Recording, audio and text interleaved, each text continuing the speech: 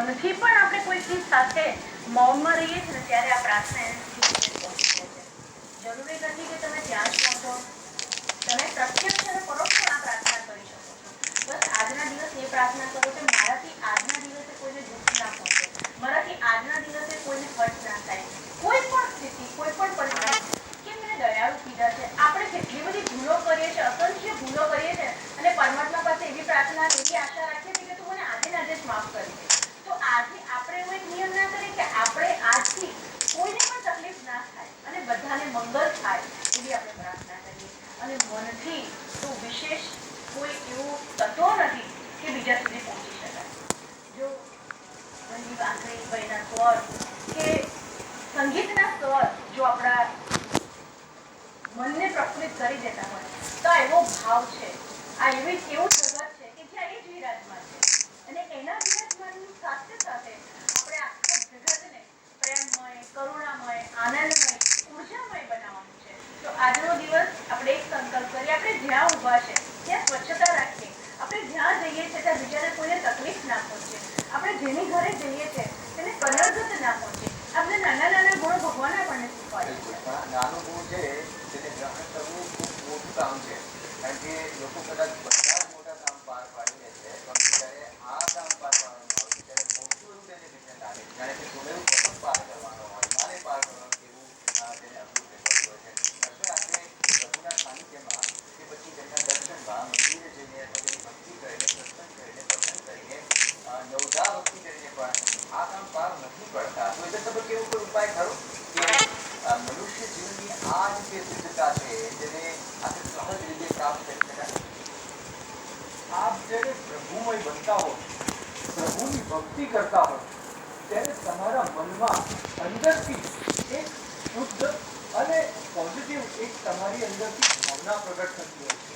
અને જ્યારે આ ભાવના તમે ભગવાન કૃષ્ણમય થઈ જતા હોય છે, તમે પ્રભુની સામે હોય છે, જ્યારે પ્રભુ આ રીતે રથયાત્રામાં નીકળતા હોય છે અને એમના દર્શન માત્રથી તમારા મનની ઉર્મિઓ જાગૃત થતી હોય છે, અને ઉર્મિઓ એ તમારા મનને એક પોઝિટિવ વિચારો તરફ લઈ જતી હોય છે, અને આ વિચારોથી તમે આ બધા ગુણો સંપૂર્ણ રીતે પ્રાપ્ત કરી શકાય છે. બિલકુલ. આ તમામ ભાવની અંદર આખરે હંમેશા જ્યારે કશું જ કામ નથી બનતું ને ત્યારે આપણે પ્રભુને પણ ભૂલી લેતા હોઈએ. મારી સાથે શા માટે થાય છે? મારી સાથે જ કેમ આવું થયું? મારી પર આટલી તારી દયા કેમ નથી? જેથી ભાઈ આખરે પ્રભુને મળી શકાય, ફરિયાદ કરી શકાય, તેમને પણ દોષી કરાર કરી શકાય. બીજું તો એક નથી કે જેનાથી ભક્તિનો ભાવ પ્રભુના ચરણમાં અર્પિત થતો હોય.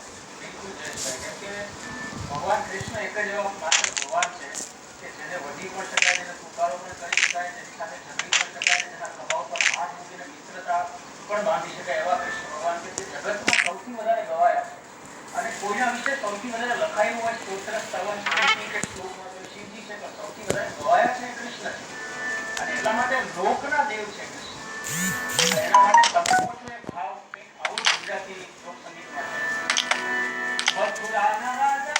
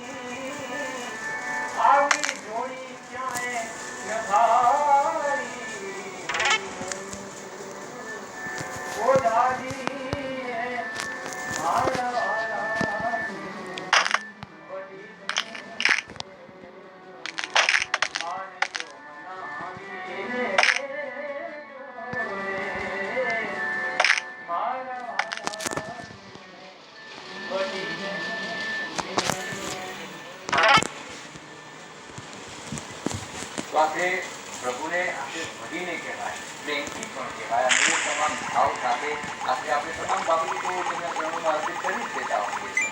અને આપણે આ ભાવની સાથે તો આજ પ્રભુ એ ભાવનું વર્ણન કરતા જુઓ ને, મામાના ઘરેથી પરત ગયા છે, એમને ક્યાં ખબર છે કે સાંજે એમના માટે દ્વાર એમની ઘરવાળી જ બંધ કરી દેવાની, આખી રાત એમને આપણે બહાર વિતાવવી પડશે.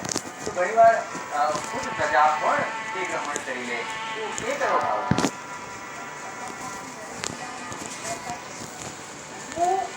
હું જે કહું છું ને એના કરતાં હું જે કરું છું ને એને જો. હું પણ એક કઠોર તપસ્યામાંથી હું બહાર આવ્યો છું. હું પણ સાત્યમાંથી લઈને બહાર આવ્યો છું. પણ અંદર તો હું ધબકતો જ છું. એવી રીતે તમારી અંદર જે થકે છે ને એને તમે સાંભળો, એને તમે સ્વીકાર કરો. એ જ વસ્તુ તમારી અંદર છે કે જે તમારે બહાર બતાવવાનું છે. અને બહાર બતાવવાનું કશું હોતું જ નથી. કોઈ દિવસ ફૂલને એવું કેવું પડે કે મારે સુગંધ તમે લો, સુગંધ રહેતી જ હોય છે.